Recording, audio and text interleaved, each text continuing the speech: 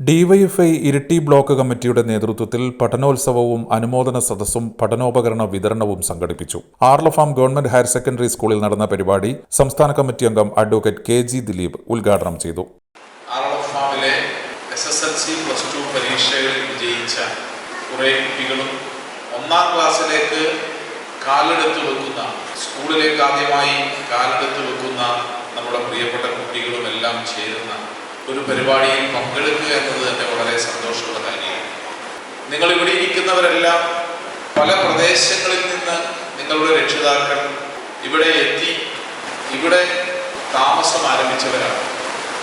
യഥാർത്ഥത്തിൽ ഇപ്പോൾ ആർലഫാമിലെ വിദ്യാർത്ഥികൾ ഒരു വലിയ ചരിത്രമാണ് രചിച്ചുകൊണ്ടിരിക്കുന്നത്.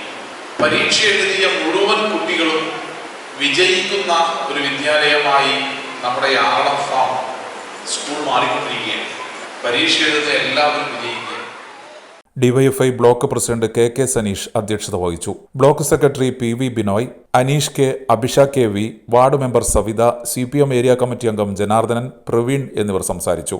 SSLC +2 വിജയികളെ ചടങ്ങിൽ അനുമോദിച്ചു. ഒന്നാം ക്ലാസ് വിദ്യാർത്ഥികൾക്ക് പഠന കിറ്റുകളും വിതരണം ചെയ്തു. ഈ കഴിഞ്ഞ 2026 SSLC +2 പരീക്ഷയിൽ നമ്മുടെ നാടിന് മാത്രമല്ല കേരള സംസ്ഥാനത്തിൽ തന്നെ മാതൃകയാവുന്ന വിജയം കൈവരിച്ച ആർലഫാം മേഖലാ പരിധിയിലെ ഉന്നത വിജയം കരസ്ഥമാക്കിയിട്ടുള്ള മിടുക്കരായിട്ടുള്ള വിദ്യാർത്ഥിനികളെ അനുമോദിക്കുന്ന ചടങ്ങിൽ ഏജന്റ് ന്യൂസ് ഇരിട്ടി.